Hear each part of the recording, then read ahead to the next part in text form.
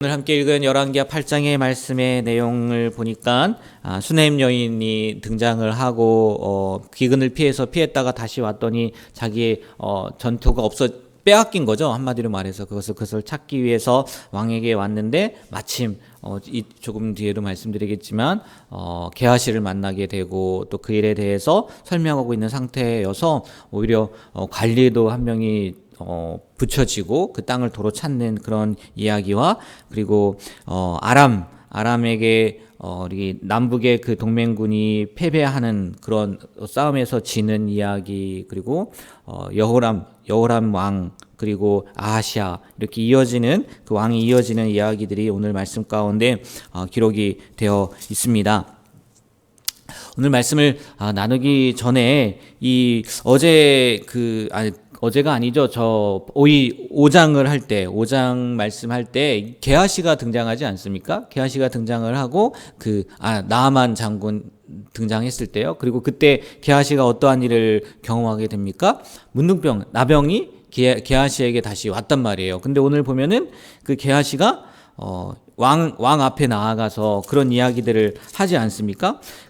이것을 보고서 게하시가 그러면 나병이 다시 낫나? 뭐 이렇게 생각이 될 수도 있는데, 보통은 이 8장의 말씀, 특별히 이 엘리사 수넴 여인이 그 땅을 다시 도로 찾는 그런 사건을 우리 열왕기하 4장의 그때도 기근이 언급이 되어 있거든요. 아마 그때이지 않겠느냐라고 이렇게 이야기를 합니다. 그러니까 순서상 기록된 게 아니라 이야기가 이렇게 좀 뒤로 왔다라고 생각을 하시면 될 것 같아요. 그래서 아무튼 그 전에 있었던 일인데 이 앞에 이렇게 기록됐다는 것을 좀 뒤에 기록되었다는 것을 이렇게 생각하시면 좋을 것 같고, 오늘 말씀을 통해서 한 두 가지만 또 말씀을 전하려고 하는데, 어제도 잠깐 이야기를 하긴 했는데, 오늘 4절 5절 말씀을 보면 게하시가 왕 앞에 서서 그 엘리사가 수넴 여인에게 행한 그 모든 것을 말하고 있을 때, 엘리사가 무슨 일을 했냐, 엘리사가 행한 기적들이 무엇이냐라고 이렇게 물었을 때 게하시가 무슨 얘기를 했냐면, 엘리사가 어떤 여인의 아들을 살린, 그러니까 수넴 여인이죠. 수넴 여인의 아들을 살린 이야기를 하고 있었는데, 때마침 누가 등장을 한 겁니까? 수넴 여인이 아이도 없었지만 아이를 낳게 하고 아이가 태어나게 하고 또 아이가 죽었을 때 그 아이를 그러니까 살림을 받은 그 수넴 여인이 다 그 앞에 등장을 하게 된 거예요. 물론 다른 이유였죠. 잃어버린 땅을 찾게 해달라는 이유였지만 정말 신기한 일이 아닐 수 없다는 거죠. 이거를요, 세상 사람들은 정말 우연이다, 이건 기막힌 우연이다 라고 하거나 아니면 운이 좋았다 라고 이야기를 할 거란 말이에요. 근데 우리는 알다시피 아니면 믿다시피 우리는 이게 우연입니까? 우연이 아니라는 거죠. 하나님의 섭리하심이라는 거예요. 우연이 아니라 우리는 필연이라고 생각을 하죠.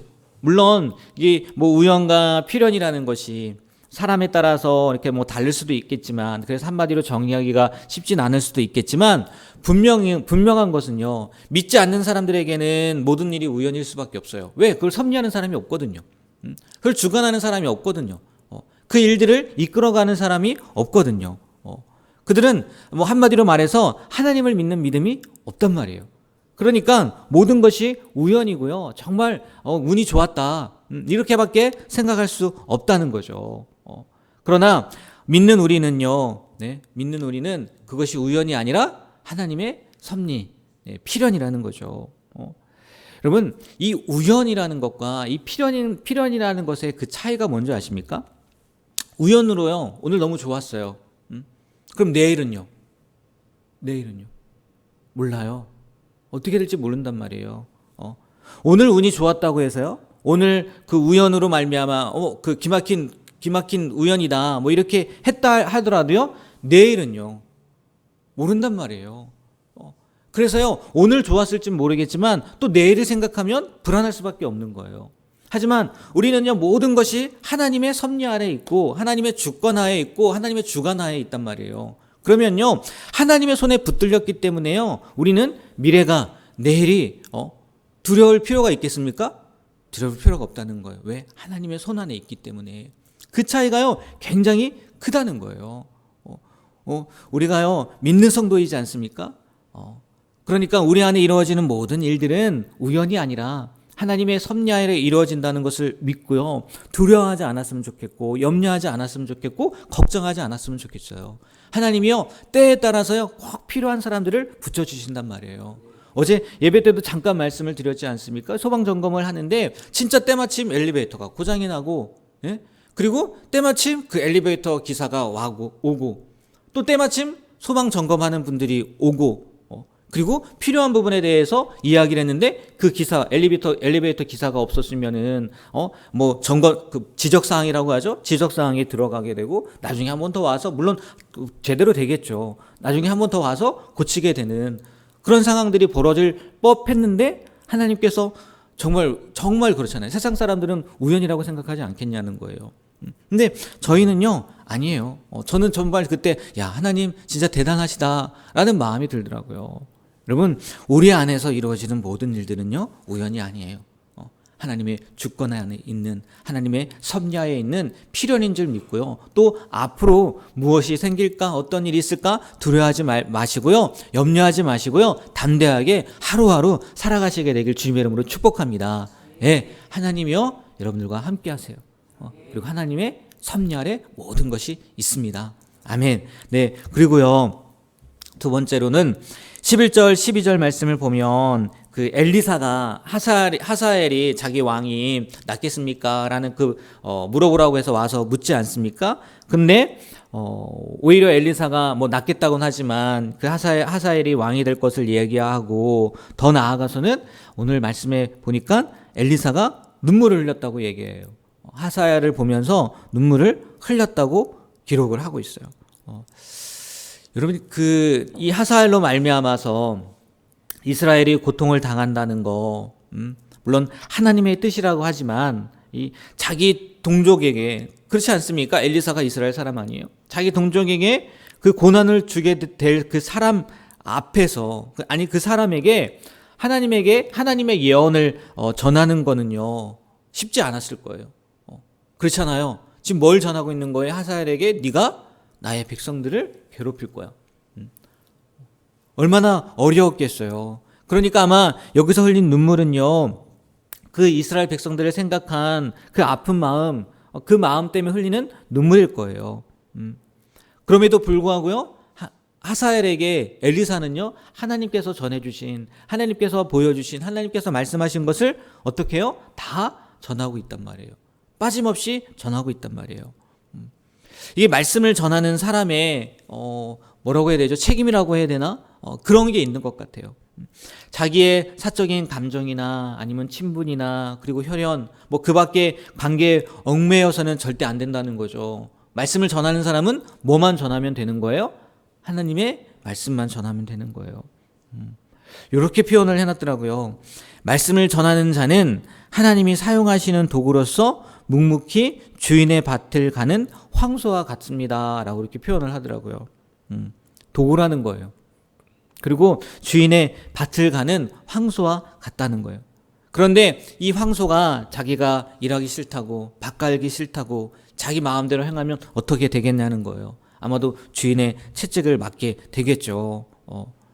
그래서요, 이 말씀을 전하는 자는 하나님이 주시는 말씀만 전하기 위해서 자기를 극복해야 된다라고 표현을 하더라고요. 자기를 극복한다는 게 뭔가 봤더니요, 이거더라고요. 자신의 생각과 감정대로 행동하면 안 된다는 거예요. 그저 하나님이 시키시는 대로, 하나님께서 말씀하시는 대로, 하나님께서 보여주시는 대로 행하는 게 이게 말씀을 전하는 사람의 의무라는 거예요. 요나가요, 그 자기 감정, 생각대로 행동하지 않았습니까? 그래서 꾸지람을 듣잖아요. 하나님은 니네로 가라고 하는데 자기 감정에는, 자기 생각에는 니네는 멸망받아 마땅하거든요. 그러니까 어디로 가요? 다시스로 가잖아요. 그리고 어찌어찌해서 니네로 갔는데 하나님께서 니네의 사람들을 어떻게 해요? 용서해 주시잖아요. 그들이 회개하니까. 그러니까 이 요나가 어떻게 해요? 불평하잖아요. 왜 살려주냐는 거죠. 이게 우리는요, 말씀을 맡은 자로서요, 하나님께서 그냥 시키시는 대로, 하나님께서 보여주시는 대로 우리는 순종하면 되는 거예요. 근데 내 감정이 이렇다고, 내 마음이 이렇다고, 하나님 난 못하겠는데요. 하나님 내가 그렇게까지 해야 돼요? 제 자존심이 너무 상하는데요. 제 기분이 너무 안 좋은데요. 이거는요, 하나님의 말씀을 맡은 자로서, 아니 하나님의 명령을 받은 자로서의 자세가, 모습이 아니라는 거예요. 오늘 이 엘리사가요, 한번 생각해 보세요. 얼마나 마음이 아팠겠어요. 전하고 싶지 않았을 수도 있어요. 말하고 싶지 않았을 수도 있어요. 그러니까 눈물을 흘렸겠죠. 그럼에도 불구하고 엘리사는 그 하사엘에게 모든 것을 이야기를 합니다. 하나님의 말씀을 전해요. 우리도요, 어떻게 보면 하나님의 말씀을 맡은 자라는 거예요. 그렇지 않습니까? 목사만 하나님의 말씀을 전하는 자입니까? 아니에요. 각자에게도요, 하나님께서요, 말씀을 해주신단 말이에요. 하나님께서 하나님의 뜻을 보여주신단 말이에요. 그러면 우리는 어떻게 해야 된다는 거예요? 그 말씀대로 순종해야 된다는 거죠. 자기를 극복해야 된다는 거예요. 내 생각이나 내 감정을 내세우지 않고 하나님이 보여주시는 대로, 하나님이 시키시는 대로 온전히 순종할 수 있는, 그래서 말씀은 맡은 자로서의 사명을 잘 감당해내는 우리 모두가 되길 주님의 이름으로 축복합니다. 기도하겠습니다.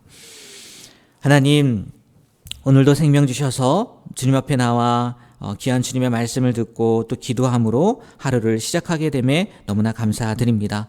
우리의 삶 가운데 있어서 일어나는 모든 일들은 우연이 아니라 하나님의 섭리 가운데 일어나는 필연이라는 것을 기억하고 늘 하나님을 믿으며 또 두려워하는 것이 아니라 앞으로 내게 어떠한 일이 일어날까, 어떤 일들이 생길까 염려하는 것이 아니라 하나님이 주관하고 계신다, 하나님이 함께하고 계신다, 늘 담대함으로 살아갈 수 있는 우리가 되게 하여 주시고, 특별히 하나님, 우리도 하나님의 말씀을 맡은 자입니다. 아니, 하나님께서 우리에게 말씀을 보여주시고 또 그 말씀대로 순종하길 원하실 터인데, 우리 내 생각이나 내 감정이 아니라 하나님께서 보여주시는 대로, 하나님께서 말씀하신 대로 온전히 순종함으로 나아가는 우리가 되게 하여 주시옵소서.